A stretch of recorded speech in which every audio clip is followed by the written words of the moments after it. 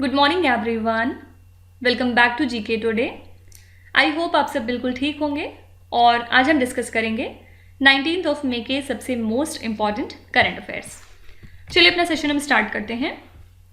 युगे Yugeen Bharat national museum is to be set up in which state और the union territory. ये national museum कहाँ पे बनवाया जा रहा है आपको ये बताना है। बेसिकली ये एक बहुत नए तरह का म्यूजियम है जिसको कि सेटअप किया जा रहा है नॉर्थ साउथ ब्लॉक में न्यू दिल्ली के as a part of the central vista project. ठीक है, इसमें दिखाया जाएगा इंडिया का जो रिच सिविलाइजेशनल कल्चर है पिछले 5000 सालों में जैसा कल्चर रहा उसको पूरा का पूरा एक एग्जीबिशन की तरह शोकेस किया जाएगा। और इस इनिशिएटिव को हमने लिया है to commemorate the 47th international museum day, जो कि हर साल हम ऑब्जर्व करते हैं 18 मई को। ठीक है, तो याद रखिएगा ये म्यूजियम कहाँ पे सेटअप किया जा रहा है, तो आंसर है New Delhi. Which institution successfully conducted the trial run of blood bag delivery under iDrone initiative. कौन सी इंस्टीट्यूट है जिसने हाल ही में ब्लड बैग डिलीवरी का ट्रायल रन सक्सेसफुली कंडक्ट कर लिया है अपने इनिशिएटिव आईड्रोन के तहत? तो ये है Indian council of medical research. हाल ही में इन्होंने सक्सेसफुल ट्रायल रन कंडक्ट किया ब्लड बैग डिलीवरी का ड्रोन्स की मदद से अंडर दिस आईड्रोन इनिशिएटिव। और इस ड्रोन फ्लाइट में 10 यूनिट होल ब्लड सैंपल के मौजूद थे from the government institute of medical sciences greater Noida और lady Hardinge medical college New Delhi. ठीक है, तो याद रखिएगा ये टेस्ट जो है वो किसने कंडक्ट किया? आईसीएमआर ने, Indian council of medical research. Which city hosted the national conference on land governance in the north eastern state? इस कॉन्फ्रेंस के लिए होस्ट कौन सी सिटी थी? तो ये जो नेशनल कॉन्फ्रेंस है हाल ही में ये कंडक्ट हुई है गुवाहाटी सिटी में, असम स्टेट के, और इसको ज्वाइंटली ऑर्गेनाइज किया Lal Bahadur Shastri national academy of administration ने, जो कि मसूरी में है, लबासना, और डिपार्टमेंट ऑफ लैंड रिसोर्सेज ने किसके साथ मिलके? असम गवर्नमेंट के रेवेन्यू डिपार्टमेंट के साथ मिलके। ठीक है, तो बस इंपॉर्टेंट बात क्या है कि इस पर्टिकुलर कॉन्फ्रेंस के लिए होस्ट कौन सी जगह है, तो ये है गुवाहाटी। अगर स्टेट आपसे यहाँ पे पूछते तो आंसर हो जाता Assam state. Which union ministry launch the हरित सागर गाइडलाइंस 2023? कौन सी मिनिस्ट्री है जिसने हाल ही में हरित सागर गाइडलाइन को जारी किया है? तो हरित सागर गाइडलाइन को हाल ही में जारी किया है ministry of ports, shipping and waterways ने, और इसके थ्रू इकोसिस्टम डायनेमिक्स को डेवलप किया जा रहा है कि किस तरह से हमें पोर्ट को डेवलप करना है, उसको ऑपरेट करना है और किस तरह से उसको मेंटेन कर रखना है। ठीक है, तो इसमें हम ज़्यादातर इम्फेसिस अपना किस चीज़ पे कर रहे हैं? क्लीन और ग्रीन एनर्जी को यूज़ करने में, हमारे जो भी पोर्ट के ऑपरेशंस हैं उसमें, और जो पोर्ट की कैपेबिलिटीज़ हैं फॉर स्टोरेज, हैंडलिंग और बंकरिंग ग्रीन फ्यूल्स, उसको इम्प्रूव करने में। ठीक है, तो बस याद रखिएगा कि हरित सागर गाइडलाइन किसने जारी करी है? तो ministry of ports, shipping and waterways ने। इसके अलावा बहुत बार हमने रैम्प प्रोग्राम को ऑलरेडी पढ़ रखा है। अगर आपसे कोई पूछे कि रैम्प प्रोग्राम किस मिनिस्ट्री का इनिशिएटिव है, तो याद रखिएगा ये मिनिस्ट्री ऑफ एमएसएमई का इनिशिएटिव है। और रैम्प प्रोग्राम का एम क्या होता है? जो मार्केट का एक्सेस है एमएसएमईज के लिए उसको इम्प्रूव करना, साथ ही आसानी से उनको लोन वगैरह मिल सके एमएसएमईज को, जो सेंटर स्टेट का लिंकेज है वो भी इम्प्रूव हो सके, और जो एमएसएमईज को डिलेड पेमेंट्स फिलहाल मिलते हैं उनकी प्रॉब्लम्स को टैकल किया जाए, उनके इश्यूज को एड्रेस किया जाए। ठीक है, तो जो पहली मीटिंग थी नेशनल एमएसएमई काउंसिल की वो हाल ही में ऑर्गेनाइज की है एमएसएमई मिनिस्ट्री ने, और इसको सेटअप किया गया है ताकि ये फंक्शन कर सके एज एन एडमिनिस्ट्रेटिव बॉडी, जो कि कोऑर्डिनेशन को चेकआउट करेगा बिटवीन सेंट्रल मिनिस्ट्रीज, डिपार्टमेंट्स, और साथ ही वो प्रोग्रेस को मॉनिटर करेगा कि किस तरह से जो रिफॉर्म्स हो रहे हैं एमएसएमई सेक्टर में वो ठीक है कि नहीं, इंक्लूडिंग दिस रैम्प प्रोग्राम। ठीक है, तो सिंपली याद रखिएगा कि रैम्प जो प्रोग्राम है ये किसका इनिशिएटिव है? तो मिनिस्ट्री ऑफ एमएसएमई का। और अगर आपसे कोई पूछे कि रैम्प प्रोग्राम का फुल फॉर्म क्या होता है, तो इसका फुल फॉर्म है raising and accelerating MSME performance. ठीक है, नेक्स्ट है आयुष्मान असम मुख्यमंत्री Jan Arogya Yojana is the initiative of which Indian state?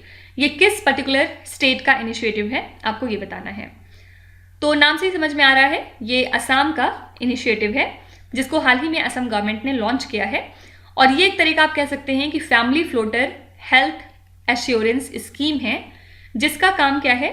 Cashless medical treatment provide करना। कितने तक की? पर फैमिली पर ईयर 5 लाख रुपए तक की, ठीक है। और इसका एम क्या है, एक्सेसिबल और अफोर्डेबल हेल्थ केयर हर सिटीजन को प्रोवाइड करना स्टेट के अंदर, ठीक है। तो याद रखिएगा ये जो आयुष्मान असम मुख्यमंत्री जन आरोग्य योजना है ये लॉन्च किया है असम की गवर्नमेंट ने। नेक्स्ट है the 35th Indo Thai CORPAT was organised in which region. 35th Indo Thai CORPAT हाल ही में किस रीजन में ऑर्गेनाइज हुई, आपको ये बताना है। तो ये जो 35th एडिशन है इंडिया थाईलैंड कोऑर्डिनेटेड पेट्रोल का हाल ही में कंडक्ट हुआ है between Indian navy and royal Thai navy, ठीक है। कहाँ पे कंडक्ट हुआ, तो अंडमान सी में। और इस दौरान इंडियन नेवी की तरफ से INS केसरी गई थी पार्टिसिपेट करने और थाईलैंड की तरफ से आई थी साइबुरी फ्रिगेट, फाइन। तो बस याद रखिएगा कि ये 35th एडिशन था इनका और इसके लिए वेन्यू था अंडमान सी। इंडिया की तरफ से INS केसरी गई थी और थाईलैंड की तरफ से साइबुरी फ्रिगेट आई थी। When is the international museum day celebrated. तो अभी फर्स्ट क्वेश्चन में हमने बात करी थी कि इंटरनेशनल म्यूजियम डे हर साल हम 18 मई को सेलिब्रेट करते हैं और इस साल हमने इस दिन के लिए थीम क्या रखी थी, म्यूजियम्स, सस्टेनेबिलिटी एंड वेलबींग, ठीक है। और इंटरनेशनल म्यूजियम एक्सपो भी इनॉग्रेट किया हमारे प्राइम मिनिस्टर नरेंद्र मोदी ने, कहाँ पे, नई दिल्ली में। ये 3 दिन का इवेंट है जिसमें जो भी नई टेक्नोलॉजीज और इनिशिएटिव्स हैं म्यूजियम्स के लिए उनको शोकेस किया जा रहा है इस दौरान। तो 2 बातें याद रखिएगा, इंटरनेशनल म्यूजियम डे हम ऑब्जर्व करते हैं 18 मई को और इस साल के लिए हमने थीम रखी थी museum, sustainability and wellbeing. Kaziranga elevated road project is being constructed in which state और द यूनियन टेरिटरी। ये प्रोजेक्ट कौन से स्टेट में डेवलप हो रहा है, तो नाम से ही समझ जाना चाहिए आपको कि काजीरंगा नेशनल पार्क असम में है, तो आंसर हो जाएगा असम। तो ये जो एलिवेटेड रोड प्रोजेक्ट है इसमें क्या चीज़ें होंगी, सबसे पहले 34 किलोमीटर्स की एक एलिवेटेड रोड कंस्ट्रक्ट की जा रही है ऐसी साइट्स पे जो कि wild life institutes of India ने आइडेंटिफाई किया है जहाँ पे सबसे ज़्यादा एनिमल की क्रॉसिंग देखी गई, ठीक है। इसके अलावा जो 4 लेन हाईवे है उसको और ज़्यादा चौड़ा किया जा रहा है और इसको कितना चौड़ा किया जाएगा, लेंथ में अगर हम बात करें तो 50 किलोमीटर्स तक इसको और ज़्यादा चौड़ा कर दिया जाएगा टोटल मिला के। साथ ही टनल्स को बिल्ड किया जा रहा है फॉर अप्रॉक्सीमेटली 3 किलोमीटर्स, ठीक है। तो बस याद रखिएगा काजीरंगा एलिवेटेड रोड प्रोजेक्ट किसका है, आंसर हो जाएगा असम। इसके अलावा एक प्रोग्राम है जिसका नाम है स्टार लेबलिंग प्रोग्राम। इसको इंट्रोड्यूस किया ब्यूरो ऑफ एनर्जी एफिशिएंसी ने ताकि जो कस्टमर्स हैं उनको इन्फॉर्म्ड चॉइस मिल सके अबाउट एनर्जी एफिशिएंसी एंड उनकी कॉस्ट सेविंग। और इस इनिशिएटिव को क्यों लिया गया है, ताकि जो भी एसीज हैं, एयर कंडीशनर्स और इन्वर्टर की टेक्नोलॉजी है उसमें हम इम्प्रूव्ड एनर्जी एफिशिएंसी को मेंटेन कर सकें। और इसमें माना गया कि जो स्प्लिट एसीज होते हैं उनमें इम्प्रूवमेंट एफिशिएंसी के मामले में हो जाएगा बाय 43% फॉर 1 स्टार और 5 स्टार लेवल पे ये वैल्यू हो जाएगी 61%, ठीक है। तो सिंपली आपसे बस यही पूछ सकते हैं कि कौन सी इंस्टीट्यूशन है जिसने स्टार लेबलिंग प्रोग्राम को लॉन्च किया है, तो ये है bureau of energy efficiency. Which state or the union territory has announced the motor vehicle aggregator scheme 2023? Actually जो ड्राफ्ट वर्जन है इस स्कीम का वो हाल ही में अनाउंस किया है नई दिल्ली की गवर्नमेंट ने और इसका ऑब्जेक्टिव क्या है, जो भी कैब एग्रीगेटर्स हैं और जो डिलीवरी सर्विस प्रोवाइडर्स हैं उनको रेगुलेट करना दिल्ली के अंदर, ठीक है। तो पहली बार हो रहा है ऐसी कंट्री में कि इस स्कीम में ये मैंडेटरी कर दिया गया है कि जो कमर्शियल व्हीकल्स हैं उनको आपको ट्रांजिशन करना पड़ेगा from conventional fuels to electric power. ये चीज़ अब वहाँ पे मैंडेटरी की जा रही है, ठीक है। तो बस याद रखिएगा मोटर व्हीकल एग्रीगेटर स्कीम किसकी है, तो आंसर हो जाएगा नई दिल्ली। नेक्स्ट है विच इंडियन स्टेट और the union territory has inaugurated the sea harrier museum. ये म्यूजियम कहाँ पे इनॉग्रेट किया गया, तो इस म्यूजियम को हाल ही में इनॉग्रेट किया है आंध्र प्रदेश के chief minister YS Jagan Mohan Reddy ने और इसमें सी हारियर फाइटर जेट को डिस्प्ले किया जाएगा जिसको कि डिज़ाइन और मैन्युफैक्चर किया था ब्रिटिश एरोस्पेस ने, ठीक है। तो Visakhapatnam metropolitan region development authority ने इनिशिएट किया है इस सी हारियर म्यूजियम प्रोजेक्ट को 2020 में बेसिकली, ठीक है। तो याद रखिएगा इसको इनॉग्रेट कहाँ पे किया गया, कौन से स्टेट में, तो आंसर हो जाएगा आंध्र प्रदेश। इसके अलावा अगर आपसे कोई पूछे कि कौन सी सिटी होस्ट है DEF कॉन हैकर कन्वेंशन की, तो याद रखिएगा ये जो कन्वेंशन है ये ऑर्गेनाइज किया गया ताकि जो भी हैकर्स हैं पूरी दुनिया में उनको एक प्लेटफॉर्म पे इकट्ठा किया जाए और वो डिस्कस करें कि जो आर्टिफिशियल इंटेलिजेंस की टेक्नोलॉजी है उसकी क्या लिमिट है, उसको टेस्ट किया जाए, ठीक है। और ये एक तरह का एनुअल कन्वेंशन है जिसको कि कंडक्ट किया गया लास वेगस में। तो ये पहली बार है जब ये डिसाइड हुआ कि जो लार्ज लैंग्वेज मॉडल्स हैं उनको टैकल किस तरह किया जाएगा। साथ ही इसमें बहुत ज़्यादा पब्लिक का इंटरेस्ट भी देखा गया और कमर्शियल इन्वेस्टमेंट भी पाया गया, ठीक है। तो बस याद रखिएगा कि DEF कॉन हैकर कन्वेंशन के लिए कौन सी जगह होस्ट थी या फिर कौन सी सिटी होस्ट थी, तो ये है लास वेगस। बुद्धम शरणम गच्छामि exhibition was inaugurated recently in which state और द यूनियन टेरिटरी। तो ये जो एग्जीबिशन है ये हाल ही में इनॉग्रेट किया हमारी union minister of state for external affairs and culture ने, जो कि है मीनाक्षी लेखी। कहाँ पे? At the national gallantry of modern arts in new Delhi, ठीक है। और इसमें बुद्धिस्ट आर्ट एंड कल्चर को शोकेस किया गया फ्रॉम अक्रॉस द वर्ल्ड। और इस एग्जीबिशन को अटेंड किया ज़्यादातर कंट्रीज़ ने जहाँ पे बुद्धिस्ट पॉपुलेशन बहुत ज़्यादा पाई जाती है। कौन कौन सी countries? For example like Nepal में बहुत बुद्धिस्ट पॉपुलेशन है, Myanmar, Bhutan, Mongolia, South Korea, Thailand etcetera, ठीक है। तो बस याद रखिएगा इस एग्जीबिशन को कहाँ पे इनॉग्रेट किया गया, तो नई दिल्ली में। नेक्स्ट है OFDA 4000 is a state of art equipment which has been procured by which state or the union territory। तो ये एक तरह का कटिंग एज इक्विपमेंट है जो कि पश्मीना की जो ऑथेंटिसिटी है उसको टेस्ट करता है, ठीक है।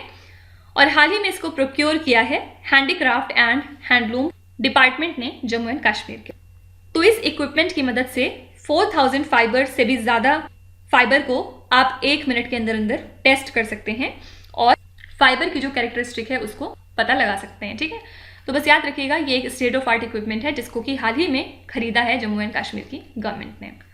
अच्छा, अगर कोई आपसे पूछे कि कौन सी यूनियन मिनिस्ट्री है जिसने लॉन्च किया है एक लर्निंग मैनेजमेंट इंफॉर्मेशन सिस्टम जिसका नाम है सक्षम, तो इसको लॉन्च किया है यूनियन हेल्थ मिनिस्ट्री ने। और रीज़न क्या है? ताकि जो हेल्थ केयर वर्कर्स हैं और एडमिनिस्ट्रेटर्स हैं वो सक्षम को यूटिलाइज करते हुए ग्लोबली रेलेवेंट नॉलेज एक्वायर कर सकें, ठीक है। तो बस याद रखिएगा कि सक्षम ministry of health and family welfare से रिलेटेड है। और सक्षम का फुल फॉर्म क्या होता है? Stimulating advanced knowledge for sustainable health management. Fine. तो इसी के साथ हमने आज के सभी इंपॉर्टेंट करंट अफेयर्स को कवर कर लिया और अब हम चलते हैं हमारे रिवीजन सेशन की तरफ, जिसमें हम अप्रैल मंथ को फिलहाल रिवाइज कर रहे हैं। और आज ये पार्ट 7 रहने वाला है इस सीरीज में, जिसमें हम क्वेश्चन नंबर 91 से लेके क्वेश्चन नंबर 105 तक डिस्कस करेंगे। जो लोग यहाँ पे नए हैं उनको एक बार क्विकली मैं बता देती हूँ कि किसी भी मंथ को उठा के हम लोग उसका रिवीजन करते हैं लास्ट में 5-7 मिनट के अंदर अंदर, जिसमें हम लोग उस मंथ के टॉप 240 क्वेश्चंस निकालते हैं जिनके एग्जाम में पूछे जाने की प्रोबेबिलिटी सबसे ज़्यादा होती है। और इनको फिर हम 15-15 करके 16 दिन में कवर करते हैं। और इस फॉर्मेट में अब तक हमने नवंबर, दिसंबर, जनवरी, फरवरी, मार्च इतने मंथ को कवर कर लिया है और फिलहाल हम अप्रैल मंथ को कवर कर रहे हैं। तो चलिए स्टार्ट करते हैं। फर्स्ट क्वेश्चन है, when is the world homeopathy day observed every year? तो वर्ल्ड होम्योपैथी डे हम कब ऑब्जर्व करते हैं?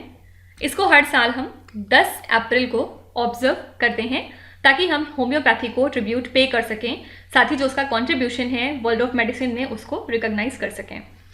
India held a business summit recently to commemorate 25 years of friendship with which country? तो इंडिया फ्रांस बिजनेस समिट हाल ही में organise की गई थी to commemorate 25 years of India France friendship. और इसमें डिफरेंट थीम्स के ऊपर फोकस किया गया, like building a green future, emerging technologies, defence के सेक्टर में कॉपरेशन, इसके अलावा cooperation in the Indo Pacific region. Comstock act which was seen in the news recently is associated with which country? ये act किस particular country से related है? तो ये एक तरह का यूएस लॉ है जिसको पास किया गया था 1873 में, जिसमें किसी भी तरह का कंट्रासेप्टिव मेल करना बैन किया गया था टोटली, ठीक है। तो आज के लिए न्यूज में था, इसी वजह से पूछा जा सकता है कॉमस्टॉक एक्ट किस कंट्री का लॉ है? तो यूएस का है। Which country recently legalised human composting burial option? Human composting को हम नेचुरल ऑर्गेनिक रिडक्शन के नाम से भी जानते हैं। ये एक तरह का बरियल मेथड है जिसमें जो ह्यूमन बॉडी है उसको रिड्यूस किया जाता है इनटू न्यूट्रिएंट रिच सॉइल। और हाल ही में न्यूयॉर्क 6th स्टेट हो चुका है यूएस का to legalise this burial option. तो याद रखिएगा ये किस कंट्री ने लीगलाइज किया है, तो आंसर हो जाएगा USA. Bihu naach is a dance form prevalently practised in which Indian state? Bihu नाच एक तरह का डांस फॉर्म है जिसको आप बोहाग बिहू या रुंगाली बिहू के नाम से भी जानते हैं, और ये असम में मनाया जाता है। इसके थ्रू जो असमीज हैं वो अपना न्यू ईयर सेलिब्रेट करते हैं। किस वजह से न्यूज़ में था?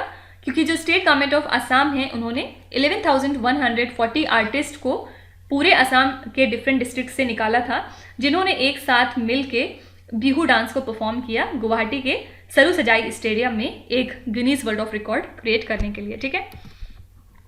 Which country host the spring annual meetings of IMF and world bank?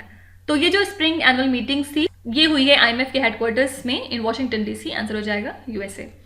Which Indian arm force organise the rhino riders motorcycle rally? ये जो मोटरसाइकिल रैली है इसको ऑर्गेनाइज किया है इंडियन आर्मी ने। आंसर हो जाएगा इंडियन आर्मी। विच स्टेट और the union territory launch the project Sanjeevani to empower the dairy farmers? तो हिमाचल प्रदेश की गवर्नमेंट ने इस प्रोजेक्ट को लॉन्च किया जिसकी हेल्प से जो भी स्मॉल डेयरी फार्मर्स की लाइफ है उसको एम्पावर किया गया, साथ ही लाइफ स्टॉक ओनर्स को एम्पावर किया गया, और इसके बाद ये इंश्योर किया गया कि उन्हें कन्वीनियंट और क्वालिटी केयर मिल सके लाइफ स्टॉक के लिए इनके डोर स्टेप्स पे। विच स्टेट और the union territory introduced the vacant land tax for asset registration? तो महाराष्ट्र की गवर्नमेंट ने इंट्रोड्यूस किया है vacant land tax for asset registration कुछ दिनों पहले। How many states are in the front runner category of the state energy efficiency index 2021-22? सबसे पहले याद रखिएगा कि ये जो इंडेक्स है ये डेवलप करता है ब्यूरो ऑफ एनर्जी एफिशिएंसी। किसके साथ मिलके? तो इन्होंने कोलैबोरेट किया alliance for an energy efficient economy के साथ, और 5 स्टेट ऐसे हैं जो कि फ्रंट रनर कैटेगरी में मौजूद थे। कौन कौन से स्टेट हैं ये? आंध्र प्रदेश है सबसे पहले, फिर इसके बाद है कर्नाटका, केरला, राजस्थान एंड तेलंगाना। ठीक है। जबकि 4 स्टेट्स जो हैं ये अचीवर कैटेगरी में थे। कौन कौन से? कर्नाटका, आंध्र प्रदेश, चंडीगढ़ एंड असम। ठीक है। ये टॉप परफॉर्मिंग स्टेट्स रहे अपने रिस्पेक्टिव स्टेट ग्रुप में। इसके अलावा याद रखिएगा कि तेलंगाना और आंध्र प्रदेश ने सबसे ज़्यादा इंप्रूवमेंट शो किया है अगर हम लास्ट इंडेक्स से कंपेयर करें तो। ठीक है।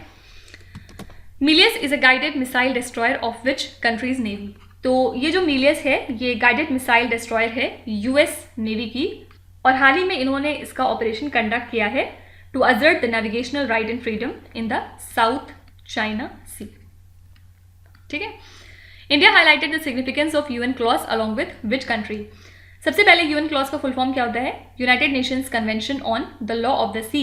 इसको अडॉप्ट किया गया था 1982 में, जो कि एक बॉडी है यूनाइटेड नेशन की जिसका काम है दुनिया के ओशंस और सीज को गवर्न करना। ठीक है। तो हाल ही में इंडिया ने वियतनाम कंट्री के साथ मिलकर हाईलाइट किया UN क्लॉज के सिग्निफिकेंस को, साथ ही रीआइट्रेट किया अपने कमिटमेंट को कि इन केस कोई डिस्प्यूट होता है तो उसको किस तरह से रिजॉल्व करना है based on this international law. Cyber सुरक्षित Bharat is the initiative of which union ministry? ये इनिशिएटिव है ministry of electronics and IT का, और इसका काम है अवेयरनेस क्रिएट करना अबाउट साइबर क्राइम, और जो भी कैपेसिटीज़ हैं फ्रंटलाइन IT ऑफिशियल्स की और चीफ इंफॉर्मेशन सिक्योरिटी ऑफिसर्स की, उनको स्ट्रेंथन करना अक्रॉस ऑल गवर्नमेंट डिपार्टमेंट। ठीक है। किस वजह से न्यूज़ में था? क्योंकि इस इनिशिएटिव के अंतर्गत नेशनल गवर्नेंस डिवीजन ऑर्गेनाइज कर रहा है 35th chief information security officer deep dive training programme. ठीक है। Which country manufactures the spike anti tank missile? ये एक तरह का fire and forget anti tank guided missile है जिसको कि डेवलप किया है इजराइल कंट्री ने। ठीक है। तो किस वजह से आजकल न्यूज़ में है? क्योंकि इजराइल ने ग्रीस कंट्री के साथ एक डिफेंस डील की है जिसमें डिसाइड हुआ है कि $400 मिलियन तक की spike anti tank missile Greece को दी जाएगी। ठीक है। Which union ministry is associated with the draft Sagarmala innovation and startup policy? ये हाल ही में रिलीज किया है इंडियन गवर्नमेंट ने under ministry of ports, shipping and waterways, और इसका काम क्या है? स्टार्टअप्स और अदर एंटिटीज़ को नर्चर करना ताकि इंडिया का जो ग्रोइंग मैरीटाइम सेक्टर है उसको को क्रिएट किया जा सके। ठीक है। तो इस ड्राफ्ट पॉलिसी की हेल्प से डिजिटल पोर्टल क्रिएट किया जाएगा जिसके हेल्प से फिर स्टार्टअप्स के सिलेक्शन होंगे, जिसके बाद एक ट्रांसपेरेंट प्रोसेस दिखाई देगा। ठीक है। मतलब एक तरह का ये ट्रांसपेरेंट प्रोसेस क्रिएट करने की कोशिश की जा रही है। तो ये इनिशिएटिव किसका है? Ministry of ports, shipping and waterways का। तो ये हो गए हमारे नेक्स्ट 15 क्वेश्चंस अप्रैल मंथ के, और यहीं पे हम वाइंड अप करते हैं अपना सेशन। कल हम इसके आगे कंटिन्यू करेंगे, क्वेश्चन नंबर 106 से लेके क्वेश्चन नंबर 120 तक डिस्कस करेंगे। तो चलिए आपके क्विज की तरफ चलते हैं। ये 5 क्वेश्चंस हैं जिनको आपको ध्यान से पढ़ना है और इसका जवाब आपको कमेंट्स में लिखना है। तो यहाँ पे वीडियो को पॉज करिए, एक एक करके ध्यान से क्वेश्चन को पढ़िए, जो भी आपको आते हैं वेल एंड गुड, और जो नहीं आते कोई भी बात नहीं, विथ टाइम डेफिनेटली आपका स्कोर इम्प्रूव करेगा। बस आपको कंसिस्टेंट और परसिस्टेंट रहने की ज़रूरत है। So that's it for today. I hope you have like the session. आज का सेशन आपको कैसा लगा ज़रूर बताइएगा कमेंट्स में। साथ ही साथ आपका कोई भी रिव्यू है, फीडबैक है या फिर सजेशन है तो वो भी आप हमें बता सकते हैं। हमें जानकर खुशी होगी और हम पूरी कोशिश करेंगे उसको इम्प्लीमेंट करने की। तो कल फिर हम मिलेंगे सेम टाइम सेम जगह, कल के करंट अफेयर्स के साथ। Till then stay tuned. Thank you so much for watching and please do not forget to subscribe to GK Today. With this, Meenuz Hadsana signing off.